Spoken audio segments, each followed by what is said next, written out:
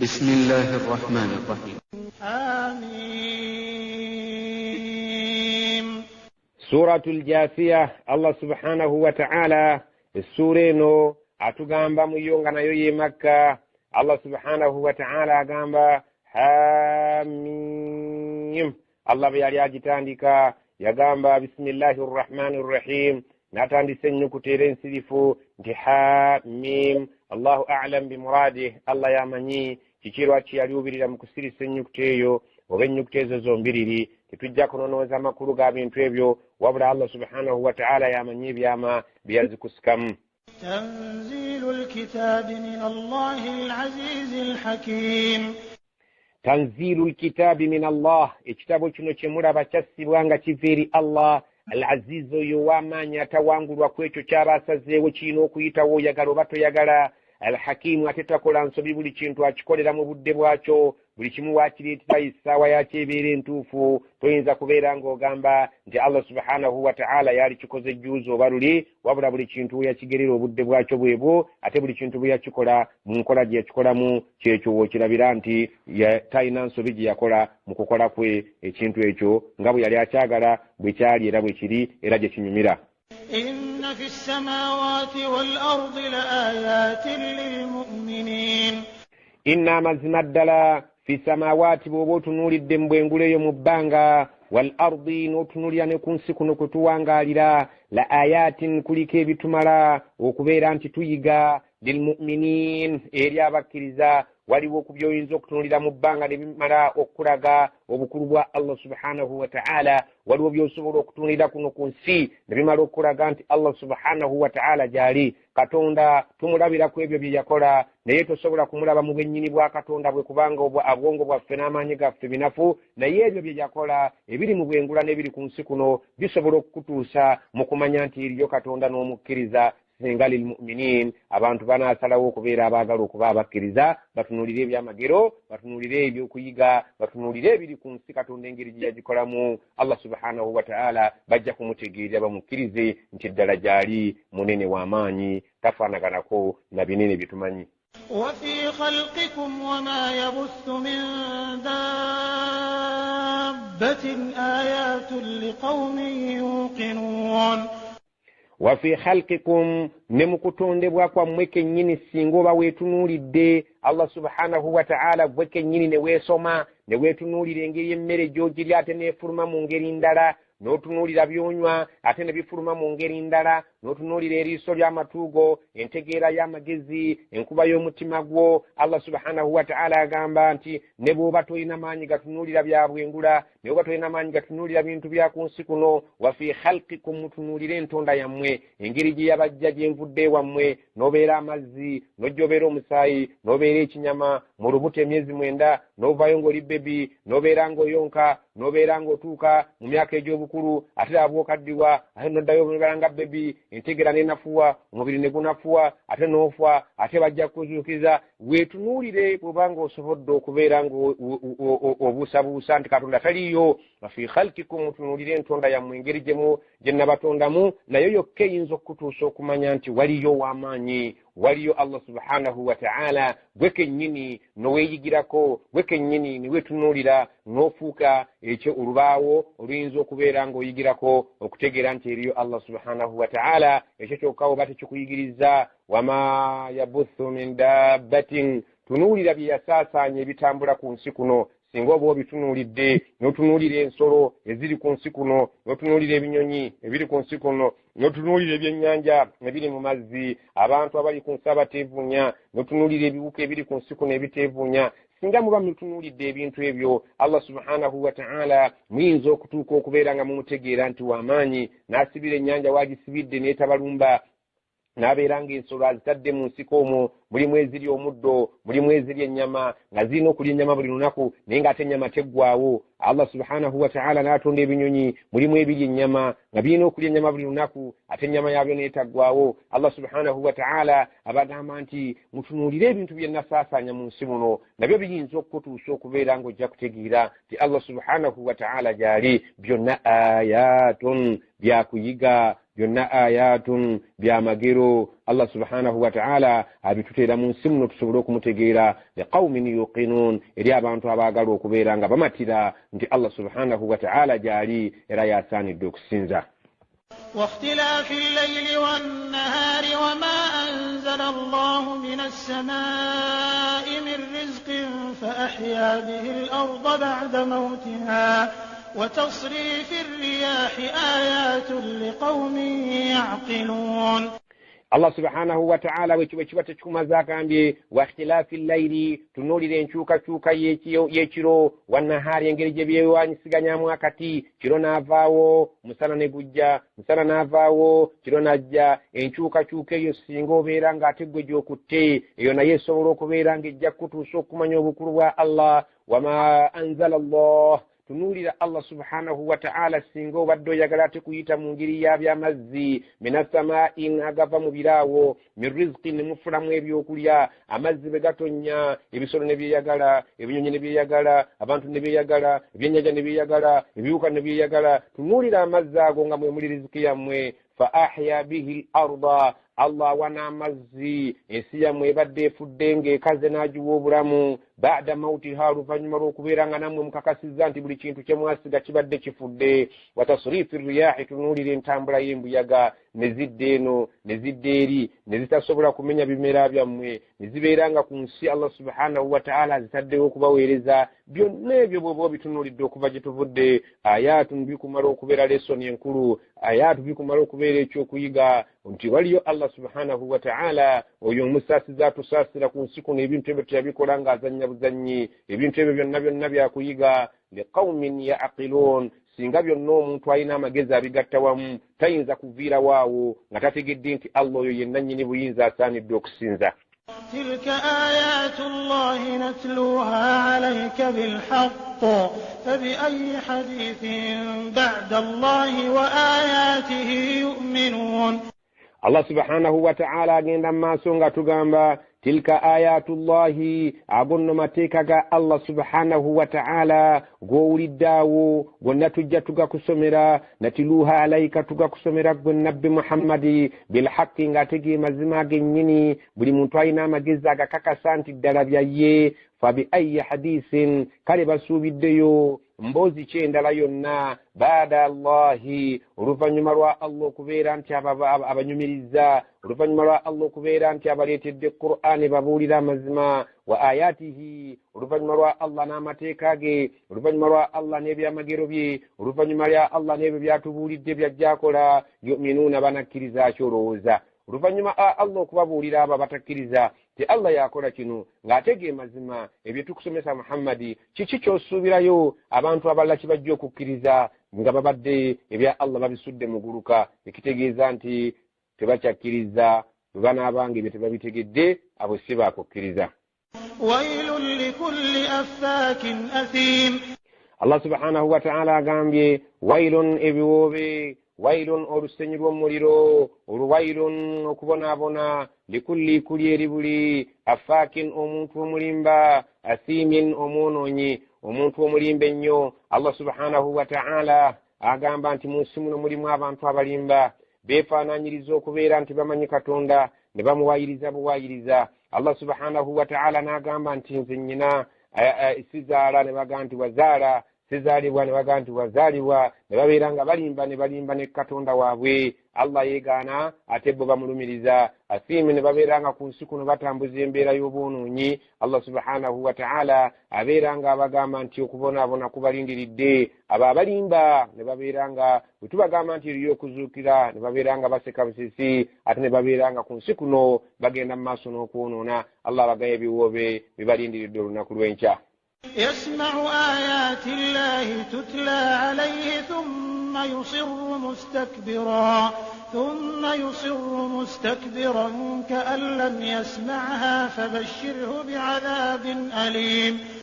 يسمع آيات الله يومنت ويشكيك ومليم باولي رامتك الله تتلى عليه غام سمروا ثم oluvanyuma yasurru n'aguguba mustakbiran yeekuluntaza ne yeerabanga wa kitalo ka lam yasma'aha ng'alinga atagawuliridde ddala nga bagasoma fabashiruhum w'amawulire ag'essanyu bi adhabin tuwaliyo ekibonerezo alimin ekiru mu lunaku lw'enkya era oyo yenna omuntu eyeetwala ku nsi kuno wa kitalo nnyo ebyo bye bisomebwa mu Qur'ani si bye byali badde bisaana okusomerwa omuntu ow'ekitiibwa nga ye ow'ebbeeyi nga ye n'asigala ng'alemedde ku ebyo byakola n'ateddamu Allah agamba mu amawulire ag'essanyu nti ebibonerezo bimulindiridde ate ekibonerezo kijja kuba kya bulumi obw'ekiko obw'ekitalo.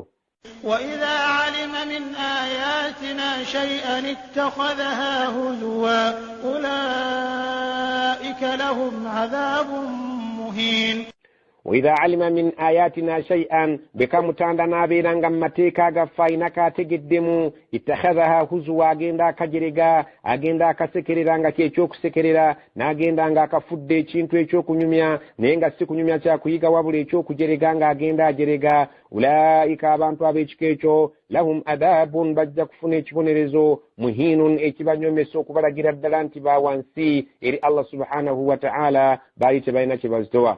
من ورائهم جهنم ولا يغني عنهم ما كسبوا شيئا ولا ما اتخذوا من دون الله أولياء ولهم عذاب عظيم.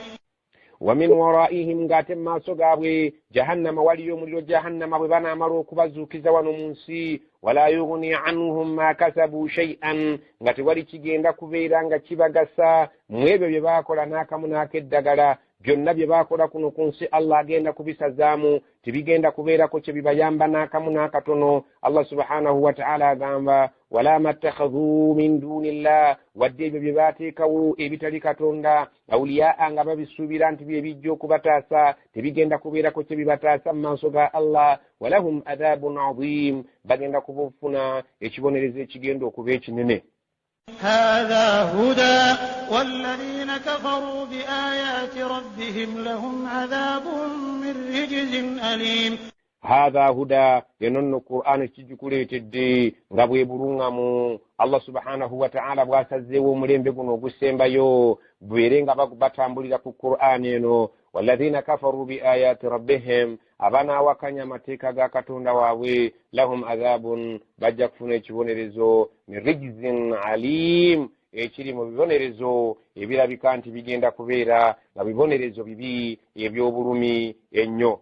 الله الذي سخر لكم البحر لتجري الفلك فيه بأمره ولتبتغوا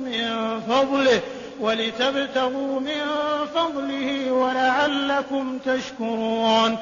Allah subhanahu wa ta'ala atutegeezanga atugamba Allahu alladhi Allah yewuyo sakhara lakumul bahra yabagondeza ennyanja litajriya alfulku amaato gabeerenga gatambulira ku fihi ku nnyanja eyo litajriya alfulku fiha amaato gabeerenga gaseeyeyezaako ennyanja yagitugondeza amaato gabeere ku nsi kuno nga gatutwala tubeerenga tusobola okugenda okutuuka ku byengera byetunoonya mu nnyanja eyo bi amrihi ekyo kiragiro kye Allah subhanahu wa ta'ala okubeera nti addidde ennyanja n'agifuula ekkubo kututambulira okugenda okunoonyerezaako ekyokulya eyo amrihi kiragiro kye yasalawo amazzi gabeerenga gatugondera walitablugu min fadlihi mugende mwenoonyeze ku byengera bya Allah ebiri ebule n'ebweya mu mazzi ebiri ku mazzi kungulu ne munda la'allakum tashkurun nga basuubira nti bwe munaamala okufuna ebyokulya byammwe ku mazzi ne mutuuka ku bigendererwa byammwe wajja kubaawo okwebaza